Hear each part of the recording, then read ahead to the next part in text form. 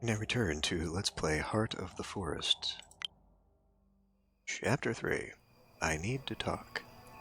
There was no way I was going back to sleep. Since I'd arrived in this accursed village, things had been getting more and more peculiar with every passing hour. The last dream freaked me out, and I needed to find answers to all the questions buzzing in my head. I needed to talk it over with someone I trusted. Though we are friendly with Cornell, so that's probably the thing. To do? Cornell knew a lot about the forest and spirituality. He seemed to like me. The sun had just set and the moon wasn't up yet. Suddenly, we're at full moon. How did that happen? I wasn't paying attention to what the day was, but I'm pretty sure it was very, very slight before. I started walking. The forest loomed on the horizon. The activists' camp was somewhere there. I soon ran into Anya. "Oh, Maia, good to see you," she said. "We need to talk." Okay, I guess I'm not talking to Cornell then. I was all ears. But what is the point of that if the game was going to have me talk to her anyway? Why the choice? "I'm worried about you. Since we got here, you've looked distressed," she explained with a sigh. "I've asked around, and it seems you're associating with some dangerous people." "Oh?" "They know something about the forest and my connection to it," I answered, "and I need that information." "You can come if you want." "I know you have your own things to do," I admitted, "but if you want, you can come with me." Anya smiled. "Sure, sister," and we walked together. Somebody's about to have a bad time here because it's a full moon. All together now. The camp had a different vibe than the logging site protest. There were more people there. We looked around, trying to take it all in. "They're coming and coming," Anya laughed, excited. People in the camp seemed quite cheerful.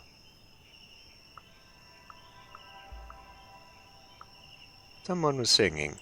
Sure. I don't know where we're going with this. I heard 3 or 4 girls singing together in a unique Eastern European style called the White Voice. It was the most melodic, throaty growling I'd ever heard. I listened for a moment. I stopped and just got lost in the music for a long while. People were milling about, setting up camp, cooking, preparing posters. Everyone was busy. I looked around. I definitely needed to talk to someone about what was going on, about what I felt. I need to see Cornell. "Hello," I said as I approached. Cornell smiled at me. "Hello," he said. "What brings you here?" "I need answers." I shrugged and dug my hands deeper into the pockets of my jeans. I have so many questions about myself, the forest, and logging. Cornell looked at me with those uncanny gray eyes. I could feel his attention lock on me. "It's okay," he said. "Join us and you'll understand. We're here to stop what's happening, to show that we don't agree and that we hope to make a difference." "Will it work?" I don't know. All I know is that it worked before. It worked for Gandhi. It worked with segregation and apartheid in the end. It worked with communism. So let's see if it works with capitalism as well. Violence is not an option here. Okay. He smiled. "And I think you know quite well that anger doesn't really get shit done." Well, I mean, not if the game is gonna make the choice poor, I suppose. I smiled back. Somehow being around him made me feel more relaxed. "I know. You can count on me," I answered. The forest needed my help, and I couldn't just be an observer anymore. "So we may have a little citizen protest going on tonight, even though apparently you're a German expatriate? How? I don't know. I don't know what the heck is going on with this story." Cornell said, "But I need your support if we want to convince the others." I don't know how, but the tipping point. They all wanted to do something that night, but after a whole day's discussion, they were still divided on what to do. 3 for one option, 3 for the other. I saw no reason to back up Olga, so we go with Cornell's plan and peacefully protest. In the town, I guess. A little help from my friends. I voted for the peaceful protest, and soon we were on our way to the National Park headquarters with it and Education Center. We had some banners to install. I guess Anya can come along. She's a human, though, so, well, I mean, I assume we're human, too, although I don't think we're fully human. Whatever, come along. This is so exciting, Anya whispered.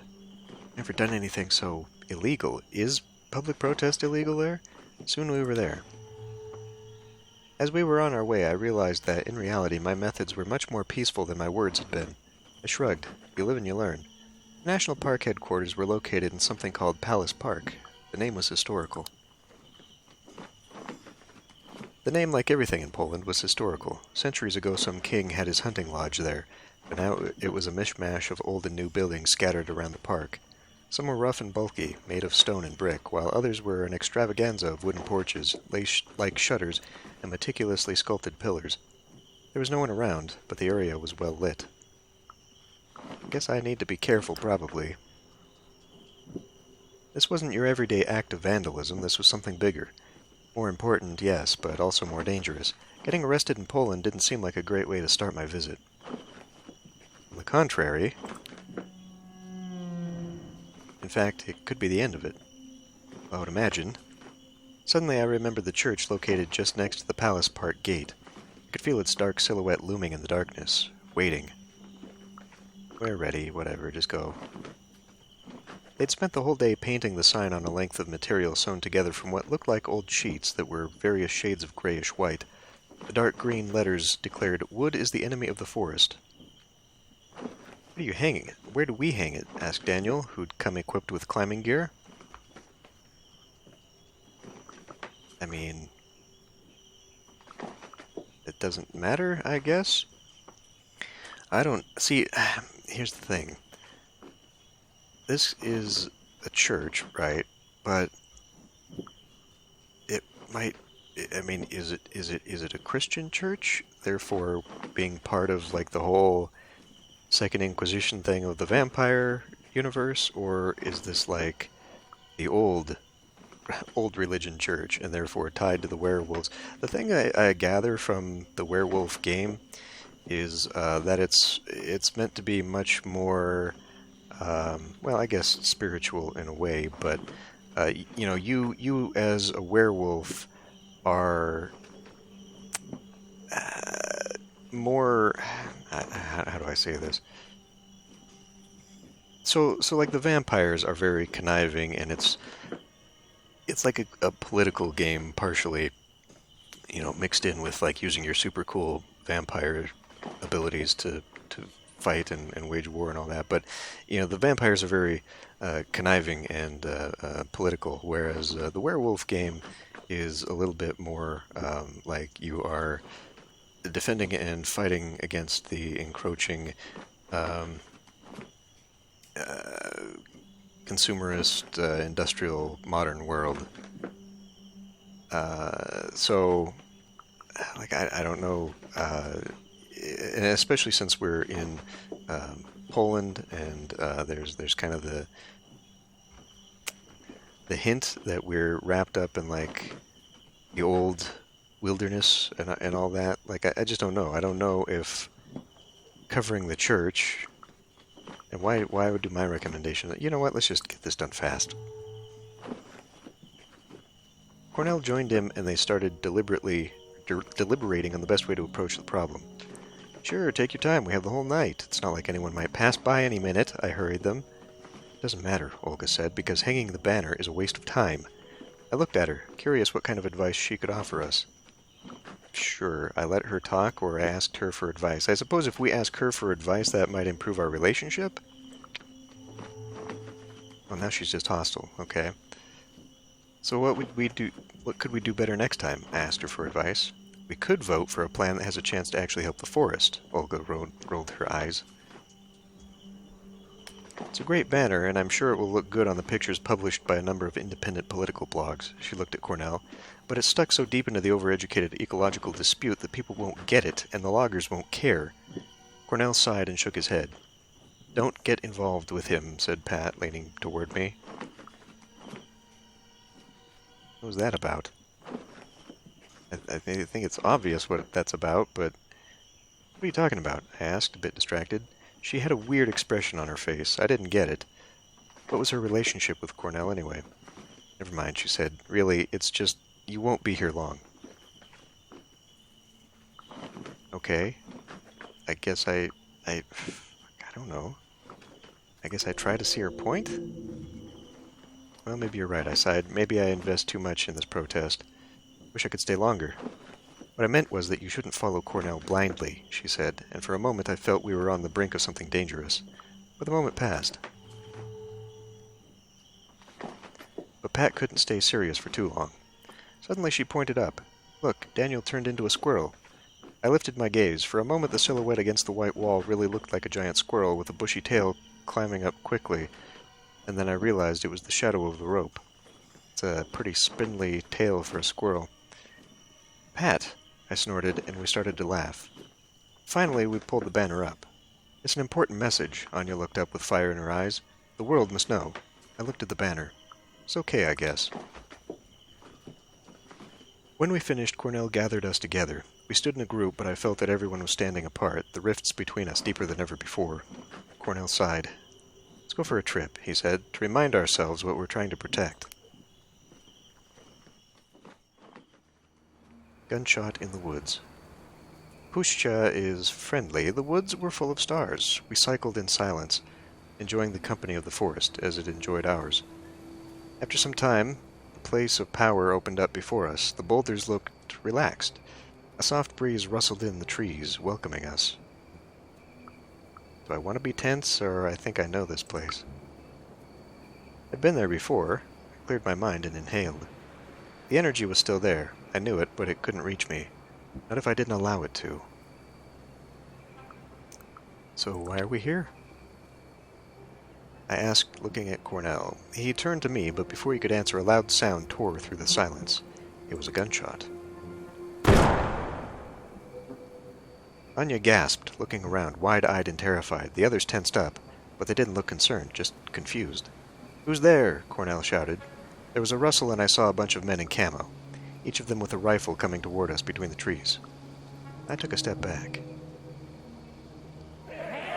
This seemed dangerous. I took a step back, pulling Anya with me. Their leader weighed us up for a moment and finally focused on Cornell. This area is closed for the night, the huntsman said in Polish. There was contempt in his voice. There's a hunt going on, and y'all are trespassing. Is that how they would... We have police officers here, so I would go home if I were you. Unless you want to get arrested. I felt the forest tense up. The man was the one who was trespassing. I turned to the forest for advice. I guess. This man, I realized, was no one. He wasn't important here. What was important was the forest and what it needed, and it cared about me and didn't want me to get hurt. There would be other knights and other people to fight, but right then I felt that it wanted me to leave. Probably because my rage is so low. Into the night. I ran, the air in my lungs boiling, my skin slick with sweat, and the darkness thick around me. I was holding Anya's hand as we pushed blindly through the night. Something was chasing us. I'm going to guess wolves. We left the shouts and gunshots. Oh, good. So that didn't de-escalate then, apparently. We left the shouts and gunshots long behind us, but we couldn't stop. Something was chasing us. Two silhouettes, one lean, the other bulky. I saw them in the corner of my eye as they leapt forward. At first I thought they were people, but as they leaped they got longer. Longer, smaller, I couldn't see clearly. It was dark. Sweat was blinding me, and they were hiding behind the trees. I heard howling and growling, and then I saw there were wolves chasing us. I heard them snarling and snapping one after the other. I guess I can try and face them. All of these seem bad, but why would I want to take health away right now? I think I should probably face them, but we're running low on resources here.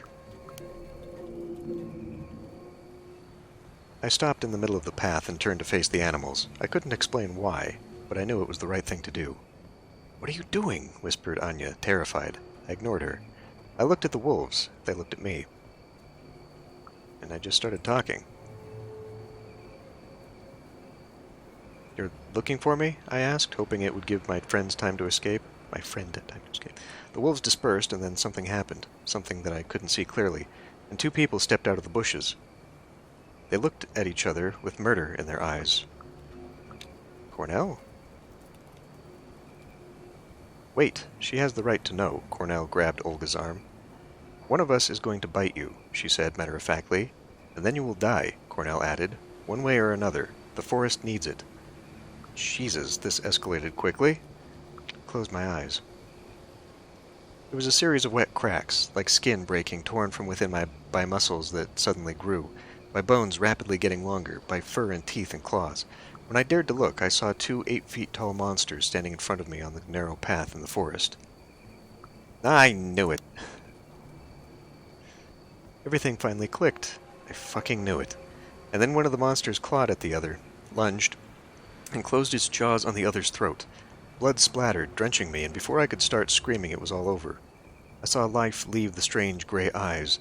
The surviving monster lifted its black and white muzzle. It reeked of death, and its teeth were dripping blood, and jumped at me. And then there was only pain. Jesus, 2? So I would have died if I'd picked the other one. The pain was unbearable. Nothing in my life had prepared me for this. I knew I was dying. Blinded by the blood in my eyes, my shoulder and chest burning around the wound, I knew I was dying, lost in the woods, away from my family. Such as it was, I could only watch it as my life pumped out of my body in a crimson river. I said my goodbyes. Felt the shadows gathering around me, sympathetic, curious, hungry. The forest caught my fall with a bed of moss and twigs. I stopped thrashing, and a cold numbness engulfed me. I mean, sure, let's just use all of our stuff here. I punched the earth, trying to get some feeling in my hands. I gritted my teeth and tried to get up. I collapsed again. Felt so cold. Suddenly, there was light. I looked up. A full moon. It looked different.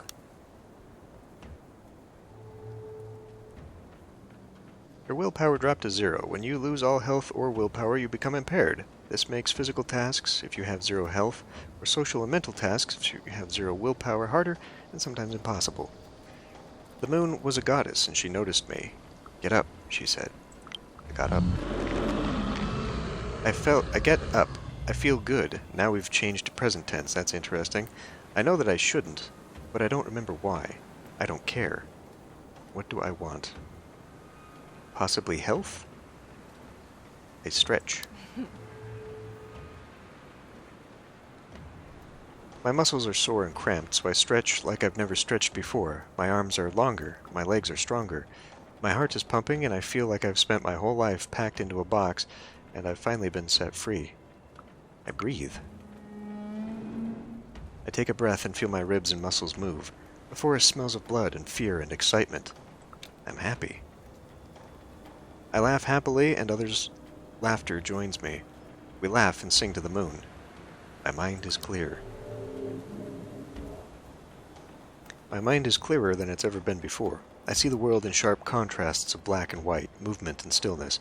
I smell prey. I hear language in the hooting of owls, the whistling of the wind, and the snarling of wolves. I am one with the forest. Something stings me. I look around. So all that health I just got back. There's a small, malformed creature pointing a stick at me. The stick blazes with fire, and there's another sting. The creature disgusts me. Its arms are too short, its legs bend the wrong way. It's covered with a tangled mass of dead plants and the skins of tortured animals. It reeks of things dark and slimy and decayed. Either way, rip its head off, sure. I reach out lazily and rip its head off its shoulders. Blood blooms from its neck like a beautiful flower. I throw the head toward the moon. My ears prick and I hear more creatures running blindly through the bushes. I feel better. That sure hit the spot. My leg no longer stings, and I feel better than ever before. Give in and pray and hunt. Rip and tear until it is done. I smell prey and I start hunting. They do not see me as I move silently through the undergrowth. The creatures are running away, their backs turned to me. They stumble and shout. Suddenly one of them turns my way. It is terrified. Yeah, kill it, whatever. I imagine all of this is going to go down and then we're going to turn human again and heal up, but I don't skip a beat as I lunge at it and close my jaws on its head. The taste is sweet. Piercing light burns my eyes. The creatures surround me. They seem to work like a pack. They are dangerous.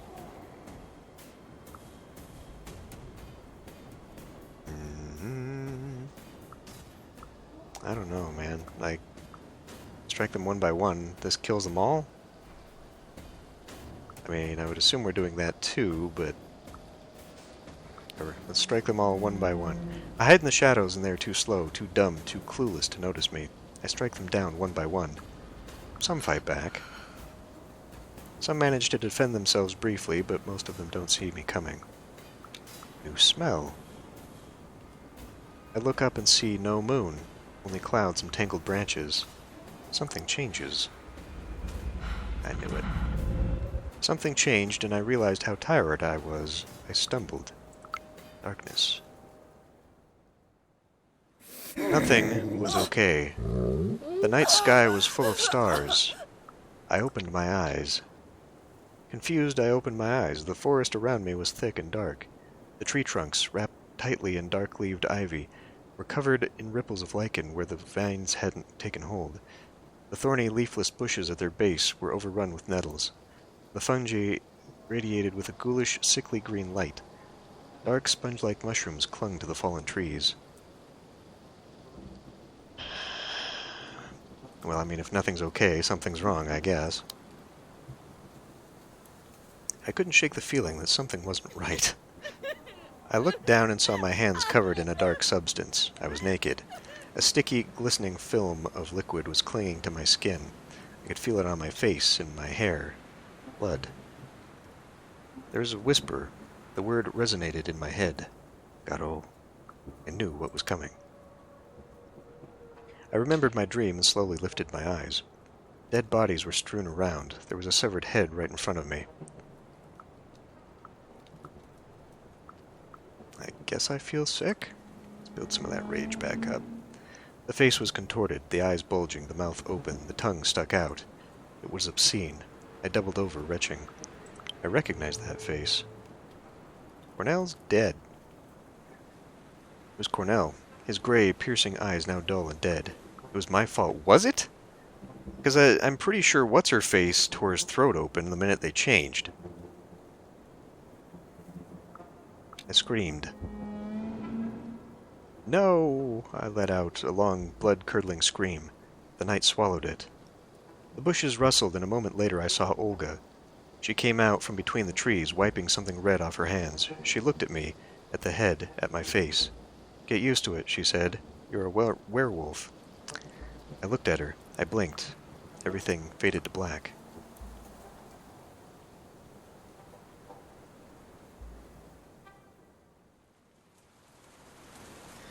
Well, that's an interesting way of siring a werewolf, I suppose, but whatever. Anyway, I'm going to end this one here. I will see you next time.